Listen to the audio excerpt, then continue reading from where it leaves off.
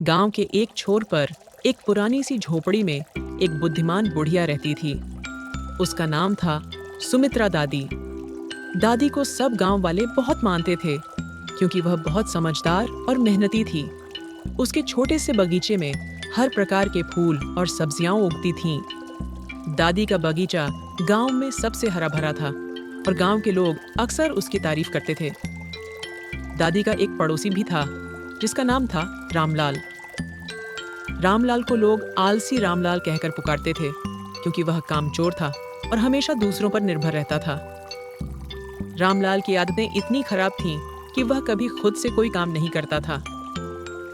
सुबह सुबह जब दादी अपने बगीचे में पौधों को पानी दे रही होती, तब रामलाल उसके दरवाजे पर खड़ा होकर कहता, दादी, थोड़ी चाय पिला दो ना, घर पर चाय बनाने का मन नहीं है। दादी उसे हमेशा चाय पिला देती, लेकिन उसके चेहरे पर हल्की सी मुस्कान रहती, मानो वह कुछ सोच रही हो। रामलाल कभी कभी दादी से सब्जियां भी मांगता और कहता, बाजार जाने का समय नहीं है दादी, थोड़ी सब्जी दे दो। दादी उसे मना नहीं करती, लेकिन वह जानती थी कि रामलाल की आलसी आदतें कभी नहीं बदलेंगी। एक दिन दादी ने सोचा कि अब रामलाल को सबक सिखाने का समय आ गया है। जब रामलाल ने फिर से आटा मांगा, तो दादी ने उसे एक मुट्ठी गेहूं के बीज दिए और कहा, इन्हें अपने आंगन में बो दो। जब ये फसल बन जाएगी तो तुम्हारे पास आटा होगा।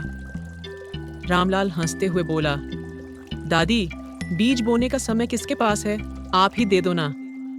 दादी ने मुस्कुराते हुए कहा, जो मेहनत नहीं करता उसे उसका फल कभी नहीं मिलता। लेकिन रामलाल ने दादी की बात को हल्के में लिया और बीजों को कहीं फेंक दिया। दूसरे दिन दादी ने अपने बगीचे में एक नई तरकीब सोची। उसने रामलाल के सामने अपनी सब्जियों की तारीफ करनी शुरू कर दी और कहा, मेरे बगीचे की सब्जियां बहुत मीठी हैं, इन्हें खाकर हर कोई तरोताजा हो जाता है। रात में जब सब सो रहे थे, रामलाल चुपके से दादी के बगीचे में गया और कुछ सब्जियां चुरा लीं। अगले दिन दादी ने उसे देखा और हंसते हुए बोली, कभी चोरी की चीजें मीठी नहीं लगती रामलाल, मेहनत की सब्जियां ही असली स्वाद देती हैं। एक दिन दादी ने देखा कि रामलाल की छत पर ढेर सारी सूखी लकड़ियां पड़ी हैं। उसने रामलाल से कहा, अगर तुम इन्हें चूल्हे में जलाओगे तो सर्दी के मौसम में गर्मी मिल जाएगी। रामलाल ने ठंड से कांपते हुए कहा, इतना काम करना किसके बस की बात है दादी, आप ही कुछ लकड़ियां दे दीजिए। दादी ने मुस्कुराते हुए उसे कुछ लकड़ियां दी, लेकिन फिर भी उसे समझाने की ठान ली। एक दिन जब रामलाल दादी के घर आया, उसने देखा कि बगीचे में कुछ अजीब हो रहा है। दादी ने एक पुरानी टोपी पहन रखी थी और वह बगीचे में कुछ गुनगुनाते हुए नाच रही थी। रामलाल ने हंसते हुए कहा, दादी, आप तो पागल हो गई हैं। दादी ने कहा, कभी कभी मेहनत में भी मजा आना चाहिए, अगर दिल से काम करोगे तो मेहनत भी मस्ती लगेगी। लेकिन रामलाल ने इस बात पर ध्यान नहीं दिया और हंसते हुए घर लौट गया। दादी ने सोचा कि रामलाल को मेहनत की असली कीमत समझानी पड़ेगी। एक दिन उसने रामलाल से कहा, अगर तुम मेरे बगीचे में एक हफ्ते तक मेहनत करोगे तो मैं तुम्हें कुछ खास दूंगी। रामलाल को तोहफा सुनकर लालच आ गया और उसने मान लिया। अगले दिन से वह बगीचे में काम करने लगा। वह मिट्टी खोदता, पौधों को पानी देता और दादी की हर बात मानता। धीरे धीरे उसने देखा कि मेहनत करने में भी एक अलग तरह की खुशी है। हफ्ता बीतते ही दादी ने रामलाल को एक सुंदर सा लकड़ी का बक्सा दिया। रामलाल ने उत्सुकता से उसे खोला, लेकिन उसमें सिर्फ एक छोटी सी किताब थी। उसने गुस्से में कहा, दादी, ये क्या मजाक है। दादी ने प्यार से उसके कंधे पर हाथ रखते हुए कहा, इस किताब में मेहनत की कहानियां हैं, जो इसे समझ लेगा वही असली तोहफा पाएगा। रामलाल निराश हुआ, लेकिन उसने किताब पढ़ना शुरू किया। समय बीतता गया और दादी की तबीयत खराब होने लगी।